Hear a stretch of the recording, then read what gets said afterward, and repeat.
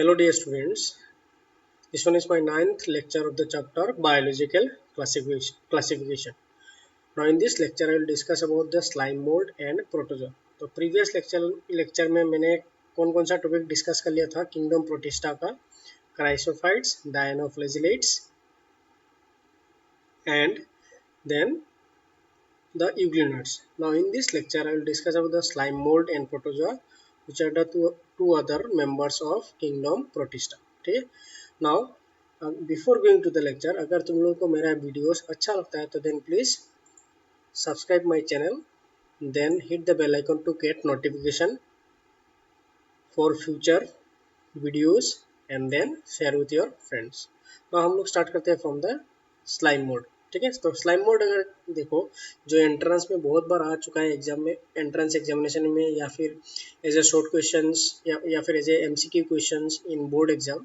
Slime mold अगर देखो, slime mold is also known as fungus animal.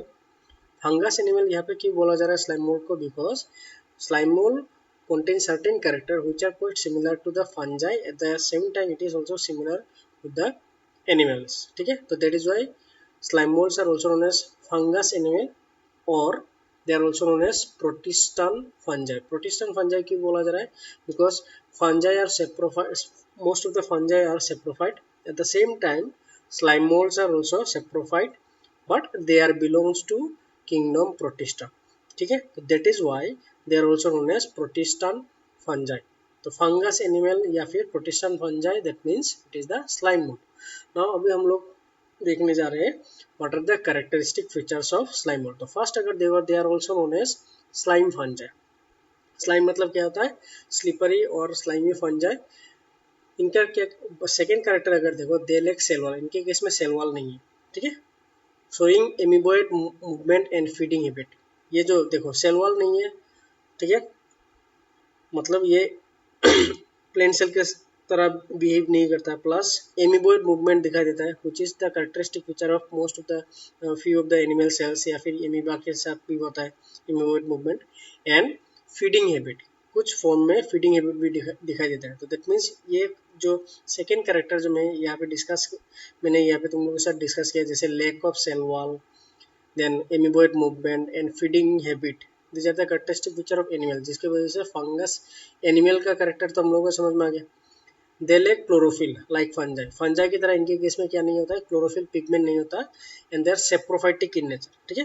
They lack chlorophyll like fungi. Fungi की तरह chlorophyll नहीं है इनके केस में, plus they are saprophytic in nature. And this two feature is the characteristic feature of fungi. तो animal like character भी हम लोगों को मिल गया एंड फंजाई लाइक कैरेक्टर भी मिल गया. That is what is called as fungus animal. ठीक है, या फिर प्रोटिस्टन फंजाई.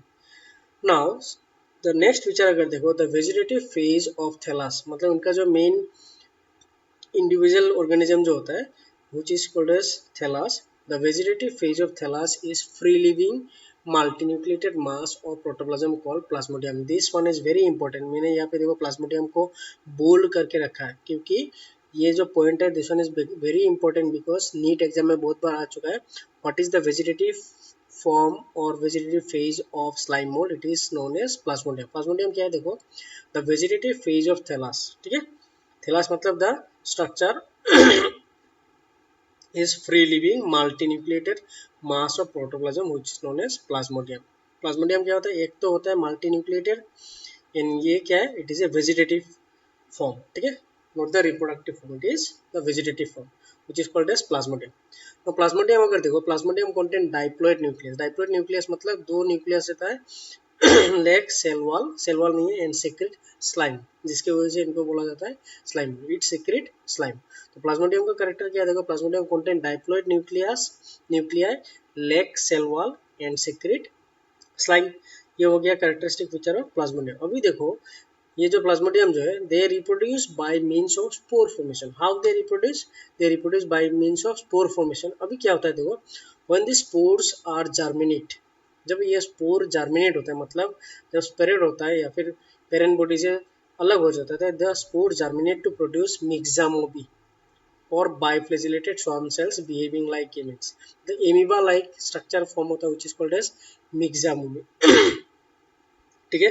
तो they reproduce by means of spore formation When these spores are germinate, जब ये spore germinate होता है, they develop into another form which is called as megamoebe or biflagellated, मतलब दो flagella होता है इनमें, which is also known as swarm cells behaving like gametes, and this megamoebe or swarm cells behaving like gametes. now यहाँ पे क्या होता है, megamoebe megamoeba या फिर megamoebe जो होता है fuse together form the zygote. दो megamoebe या फिर swarm cell जब fuse हो जाता है, they form the zygote, and this zygote develop into again multinucleated plasmodium. ये जो जाइगोट जो फॉर्म हुआ है, यही जाइगोट फिर से डेवलप होके क्या बनता है, प्लाज्मोडियम. तो सिंपली अगर देखो प्लाज्मोडियम प्रोड्यूस स्पोर, वो जर्मिनेट होता है, ठीक है. जर्मिनेट होने के बाद क्या फॉर्म होता है, मेगामोबी.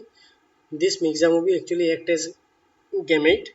when this megamoeba fuse together they form the zygote, and यही जाइगोट फिर से डेवलप होके फॉर्म होता है multinucleated plasmodium. And plasmodium is the vegetative form या फिर vegetative phase of slime mould. And fusion जो होता है इनका, fusion is generally is of isogamous type. Isogamous मतलब both the gametes are similar in structure, ठीक है. तो ये हो गया characteristic feature of slime mould. तो फिर से अगर देखो what are the main characteristic feature, जैसे एनिमल लाइक कैरेक्टर क्या है, इनका सेल वॉल नहीं है. दूसरा क्या है, फीडिंग हैबिट दिखाई देता है, प्लस एमीबॉइड मूवमेंट दिखाई देता है. फंजाई लाइक कैरेक्टर क्या है, they lack chlorophyll pigment plus they are saprophytic, so that is why they are called as fungus animal. Plus they also secrete slime, that is also known as slime mold and also known as protista fungi. इनका जो vegetative phase है इसका नाम क्या है, Plasmodium. This Plasmodium produce spore which and this spore germinate to form the megamoebe. megamoebe act like gametes. अभी megamoebe में अगर देखो क्या होता है, biflagellated स्ट्रक्चर होता है. when this megamoebe fuse together they form the zygote, and this zygote is actually developed into multinucleated plasmodium again, ठीक है. तो plasmodium is the thallus structure या फिर vegetative structure of the slime mold. तो these are the characteristic feature of slime molds. Clear. तो ये हो गया हम लोग का स्लाइम मोल्ड का कैरेक्टरिस्टिक फीचर. अभी हम लोग डिस्कस करेंगे about the last group of kingdom protista which is called as protozoa. तो प्रोटोजोआ के बारे में अगर देखो, प्रोटोजोआ इज समटाइम्स और protozoa is also regarded as ancient animal. Protozoa is also known as, ये हमेशा याद रखो, protozoa is also known as ancient animal या फिर प्रिमिटिव एनिमल, क्योंकि प्रोटोजोआ में बहुत सारा कैरेक्टर एनिमल लाइक कैरेक्टर दिखाई देता है. Plus they are mostly unicellular, ठीक है. प्रोटोजोआ क्या होता है, यूनिसेलुलर तो हो गया because kingdom protista also belongs to unicellular eukaryote. तो दे आर यूनिसेलुलर, यूनिन्यूक्लिएट भी हो सकते हैं, मल्टीन्यूक्लिएट मतलब सिंगल सेल ऑर्गेनिज्म तो हो सकता है, but they may contain single nucleus और more than one nucleus. And most of the member of protozoa are parasitic, ठीक है. They are mostly parasitic, unicellular, uninucleate or multinucleate form, which is called as protozoa. And protozoa is also regarded as primitive animal or the first animal on earth. They are found as predator or parasite and are heterotrophic. That means they are dependent on other organism. They are not able to produce their own food. तो ये तो हो गया मोटा मोटी एक idea about the protozoa. अभी protozoa अगर देखो, protozoa is broadly classified into 4 categories.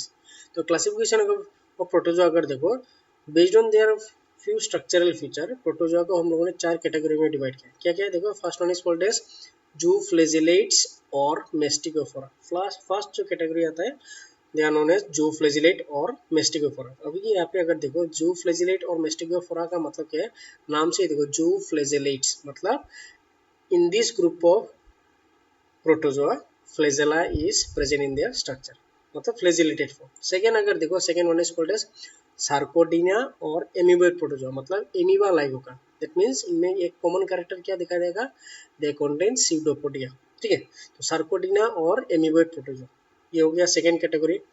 Third group जो है या फिर थर्ड कैटेगरी जो आता है विच इज कॉल्ड एज सिलिएटा और सिलिएटेड प्रोटोजोआ. नाम से ही समझ में आता है, दे कंटेन सिलिया. एक में one form contain flagella, second one contains pseudopodia or amoeba like structure, third one is ciliata or they contain cilia, and the last one is called as sporozoa. ठीक है, इनके Sporozoa क्यों बोला जाता है? Because they use to produce sporocyst या फिर sporozoite, that is why they are called as Sporozoa. तो ये हुआ 4 different groups of protozoa, Zooflagellata, Sarcodina, Ciliata and Sporozoa. Okay, these are the 4 categories of protozoans. तो protozoans are broadly classified into 4 groups: Zooflagellata, Sarcodina, Ciliata and Sporozoa. अभी हम लोग को क्या करना होगा, ये जो जितना भी कैटेगरीज है प्रोटोजोआ का, हर एक कैटेगरी को हम लोग को अच्छे से करेक्टर स्टडी करना होगा along with their examples. And examples are also very important because ये एग्जाम्पल के हिसाब से कभी कभी एंट्रेंस एग्जाम में क्वेश्चन आ सकता है. ठीक है, तो अभी हम लोग स्टार्ट करते हैं फ्रॉम द जूफ्लेजिलेटा. तो जूफ्लेजिलेटा या फिर मास्टिकोफोरा अगर देखो, the first characteristic feature is, मैंने पहले भी बोल दिया था, most of the protozoans are parasitic. ठीक है, तो पैरासाइटिक अगर देखो, दे आर मोस्टली एंडोपैरासाइटिक. अभी यहाँ पे क्वेश्चन है एंडोपैरासाइट का मतलब क्या है? Endoparasite means the parasite which is present inside the host body. ठीक है, जो पैरासाइट होस्ट बॉडी के बाहर होगा इनको हम लोग बोलेंगे एक्टोपैरासाइट. बट यहाँ पे अगर देखो जूफ्लेजिलेटा जो है, दे आर मोस्टली एंडोपैरासाइट. तो they are endoparasite and pathogenic. Pathogenic मतलब एक तो दे आर एंडोपैरासाइट मतलब बॉडी के अंदर, होस्ट बॉडी के अंदर रहता है, plus they can cause disease, मतलब disease causing, that is why they are called pathogenic. Second जो कैरेक्टरिस्टिक फीचर है, दे कंटेन वन और मोर फ्लैजेला. सिंगल फ्लैजेला भी हो सकता है कुछ फॉर्म में, या फिर कुछ फॉर्म में मोर देन वन फ्लैजेला हो सकता है. थर्ड अगर देखो, most of them are heterotrophic. ये तो पहले से ही बोल दिया था, most of the protozoans are heterotrophic and saprozoic in nutrition. ठीक है, फ्यू फॉर्म्स आर सेप्रोजोइक. इनका रिजर्व फूड अगर देखो, reserve food is glycogen which is similar to the reserve food material of animal. And then the asexual mode of reproduction is longitudinal binary fission. Zooflagellata के case में अगर देखा जाए तो most of them used to reproduce by longitudinal binary fission. मतलब body का जो longitudinal axis होता है, फ्रॉम द लॉन्गिट्यूडिनल एक्सिस इनका बाइनरी फिशन होता है. And sexual mode of reproduction is totally absent. इनका सेक्सुअल मोड ऑफ रिप्रोडक्शन जो है वो दिखाई नहीं देता. तो यहाँ पे अगर देखो कुछ एग्जांपल्स है, जैसे ट्राइपेनोसोमा, ये सब फ्लैजुलेटेड प्रोटोजोआ है. ठीक है, तो ट्राइपेनोसोमा जो है, इसका देखो क्या है, it cause a disease which is called as trypanosomiasis और sleeping sickness disease. ये एंट्रेंस में आ सकता है या फिर बोर्ड एग्जाम में आ सकता है, इसलिए एग्जाम्पल के साथ इनका डिजीज जो है वो भी याद रखना होगा. What is the trypanosoma? It cause a disease which is called as sleeping sickness और trypanosomiasis. Clear? Second और एक जो एग्जाम्पल है which is called as leishmania. This leishmania cause a particular disease which is called as leishmaniasis और काला आजार. ठीक है, leishmania cause a disease which is called as leishmaniasis और काला आजार. And the third example जो मैंने यहाँ पे दिया है which is called as giardia, and it cause a disease which is called as giardiasis. ठीक है, and it is a waterborne disease. मतलब जो contaminated water जो होता है, contaminated water कंज्यूम करने से giardiasis होता है. ये जो giardiasis disease होता है, these are more prone. giardiasis disease सबसे ज़्यादा किसके केस में दिखाई देता है? मोस्ट ऑफ द इन्फेंट्स और kids are affected by giardiasis if they are consuming contaminated water. ठीक है, तो ये हो गया few examples of जूफ्लेजिलेटा. तो क्या क्या कैरेक्टरिस्टिक फीचर था? They are endoparasite and pathogenic, मतलब बॉडी के होस्ट बॉडी के अंदर होता है, प्लस डिजीज कर सकता है. देन दे में कंटेन सिंगल और मोर फ्लैजेला. इनका रिजर्व फूड क्या है? Glycogen. And then their sexual mode of reproduction is totally absent. And asexual mode कैसे होता है? By longitudinal binary fission. ठीक है, तो ट्राइपेनोसोमा कॉज ट्राइपेनोसोमियासिस और sleeping sickness disease. leishmania cause leishmaniasis disease और kala azar. And then giardia cause giardiasis. ठीक है, these are the few examples and related disease. तो यहाँ पे हम लोग देखेंगे, थोड़ा इमेजेस देखेंगे. ये जो इमेज है, this one is the image of giardia. ठीक है, giardia, this one is the image of giardia. यहाँ पे और एक इमेज जो मैं यहाँ पे दिखा रहा हूँ, this one is the image of leishmania. And then this one is the image of trypanosoma. ठीक है, these are the few images of giardia, trypanosoma. तो सब में देखो जूफ्लेजिलेटा मतलब इनमें फ्लैजेला होगा, तो सब में देखो किसी में मोर देन वन फ्लैजेला होता है, किसी में सिर्फ सिंगल फ्लैजेला हो सकता है इन देयर स्ट्रक्चर। तो ये that is why they are called as zooflagellates और मेस्टिकोफोरा। समझ में आ गया? तो ये हो गया हम लोग का जू फ्लैजेलेटा और मेस्टिकोफोरा। अभी नेक्स्ट चलते हैं सार्कोडिना और एमीबोइड प्रोटोजोआ। ठीक है, तो यहाँ पे भी अगर देखो जो मोस्ट कॉमन कैरेक्टर है they are endoparasite and pathogenic.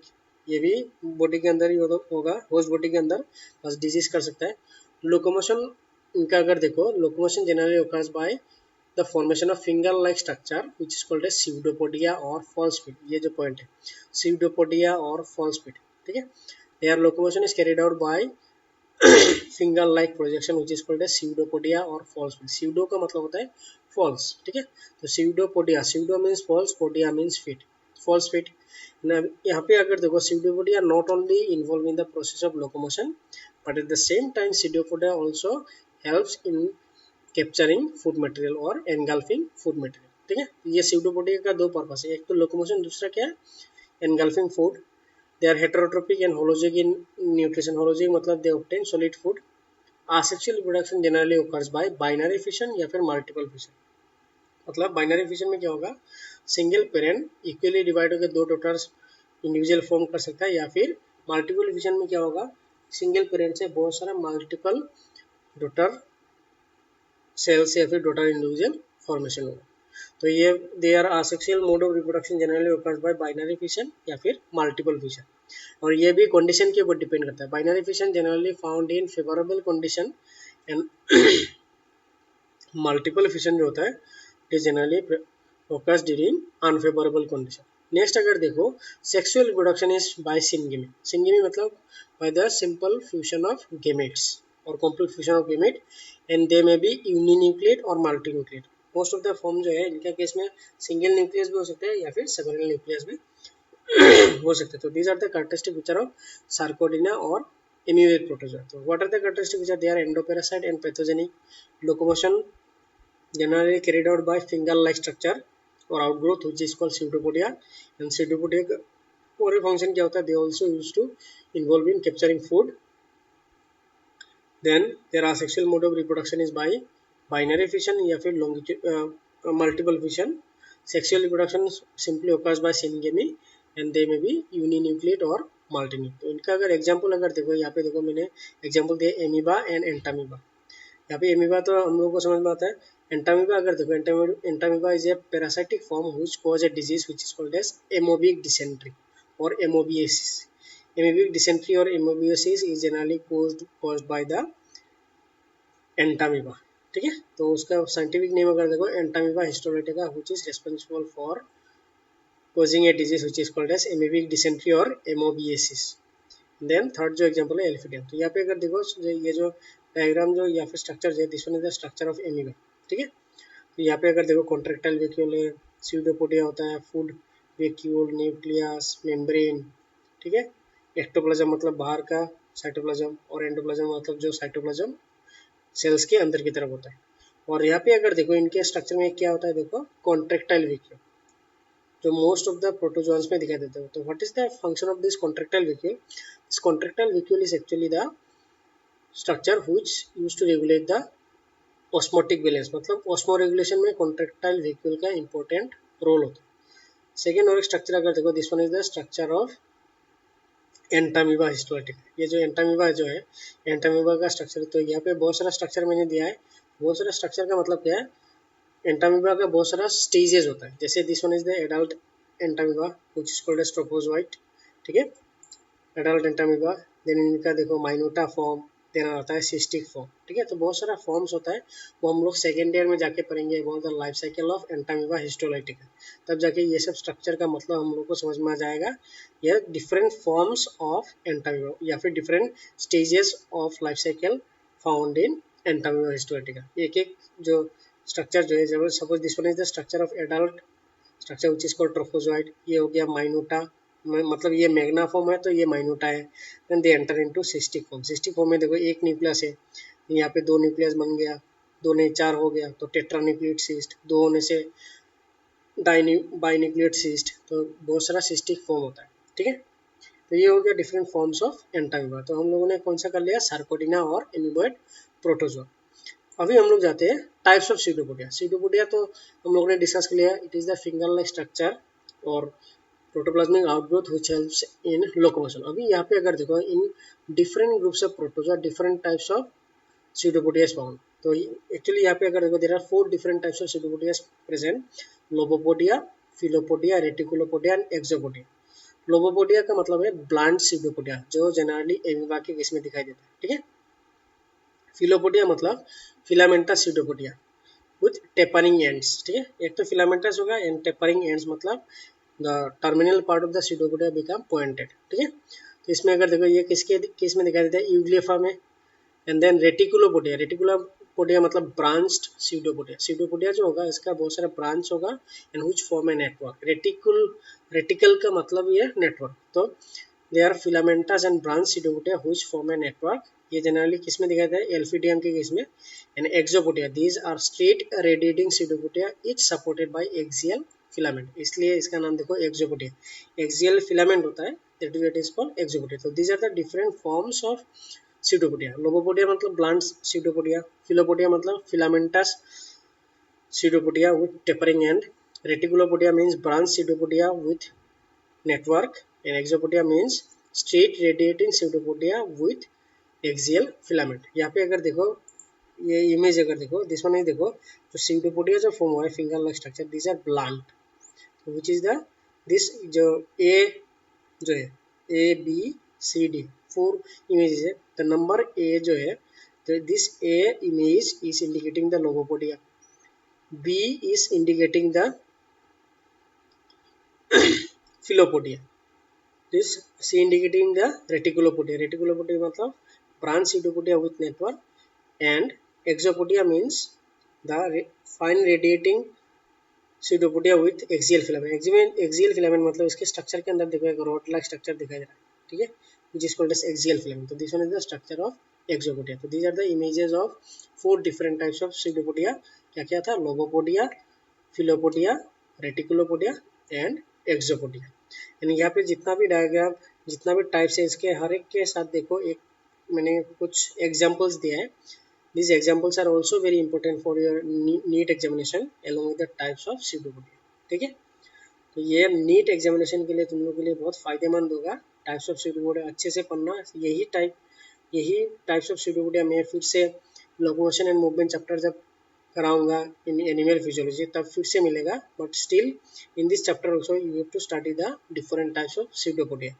Not only for your board exam, it is also useful for your NEET examination. मैं बार बार यही बोल रहा हूँ, अगर किसी को नीट एग्जाम क्रैक करना है तो ये सब छोटा छोटा जो टॉपिक है, may be this topics are not present in your text book और reference book, but all this topic में come or maybe they are in your question paper in NEET examination। that is why ये जो extra topic है, all this topic are very important and इन लोग ये सब topic को तुम लोग जब पढ़ोगे ध्यान से पढ़ना, या फिर वीडियो को अगर लगता है कि कहीं कहीं पे मेरा लेक्चर थोड़ा फास्ट जा रहा है तो you can rewind the video और repeat the video to understand the all the topic, ठीक है। तो ये हो गया different types of pseudopodia। Next हम लोग चलते हैं सिलिएटा, ठीक है। सिलिएटा मतलब जिस प्रोटोजोआ में क्या होगा, सिलिया होगा, ठीक है, मतलब सिलिएटेड प्रोटोजोआ। यहाँ पे अगर देखो what are the characteristic feature, they have specialised organelles like mouth, digestive tract, anus, kidney, muscle etcetera. This type of organelles may be found in this form of protozoa. क्या क्या देखो, mouth भी हो सकता है, डाइजेस्टिव ट्रैक्ट भी हो सकता है, एनास भी हो सकता है, किडनी, मसल जैसे हो सकता है। सेकेंड फीचर अगर देखो, दे जनरली हैव साइटोस्टोम, जिसको हम लोग बोलते हैं सेल माउथ, ठीक है। साइटोस्टोम क्या है, साइटोस्टोम में जनरली इन्होंने सेल माउथ एंड साइटोपाइजी का मतलब है सेल एनास, ठीक है। सेल माउथ को क्या बोला जाता है, cytostome, and cell anus is called as cytopyge. Digestion is intracellular, ठीक है, मतलब डाइजेशन जो होता है इनका, digestion is generally occurs inside the cell. And कहाँ पे होता है generally, digestion generally occurs in food vacuole, food vacuole के अंदर डाइजेशन होता है। फोर्थ जो फीचर होता है, asexually reproduce by transverse binary feature, ठीक है। मोस्टली सिलिएट्स अगर देखो they used to reproduce by transverse binary feature, मतलब इनका जो बॉडी जो है इक्वली डिवाइड होता है from the transverse axis of the body, ठीक है। तो transverse binary fusion is most common asexual mode of reproduction in Ciliata, while sexual reproduction takes place by conjugation or autogamy, ठीक है। by developing tube or by the automatic fusion. ठीक है, तो sexual reproduction generally occurs by conjugation or autogamy. Next feature अगर देखो, they have nuclear dimorphism. This one is also very important feature of ciliata. They shows nuclear dimorphism. Nuclear dimorphism मतलब nucleus का दो morphological forms, मतलब there are two types of nucleus may be present in their structure. ठीक है, इसलिए बोला जाता है न्यूक्लियर डाइमोर्फिज्म. न्यूक्लियस का di means two, morphism means structural form. तो इनके सेल के अंदर दो टाइप का न्यूक्लियस हो सकता है. क्या क्या देखो, एक है माइक्रो न्यूक्लियस, दूसरा है मैक्रो, मतलब साइज के ऊपर डिपेंड करता है. Micro means smaller size nucleus, macro means large size nucleus. ये दोनों न्यूक्लियस का फंक्शन अगर यहाँ पे देखो, मैंने यहाँ पे देखो लिखा है micro nucleus is smaller which control reproduction. मतलब माइक्रो न्यूक्लियस जो है it generally involve in the process of reproduction, while macro मतलब जो लार्जर न्यूक्लियस होगा is involve in vegetative function. ठीक है, मतलब बॉडी का स्ट्रक्चर ये सब फंक्शन जो है वो मैक्रो न्यूक्लियस कंट्रोल करेगा, and sexual reproduction is generally control by micronucleus. ठीक है, तो ये हो गया the function perform by two different types of nucleus. Few forms are water fresh water form, तो they may be present in fresh water as well as in marine water. तो fresh water ciliate अगर देखो, they have contractile vacuole.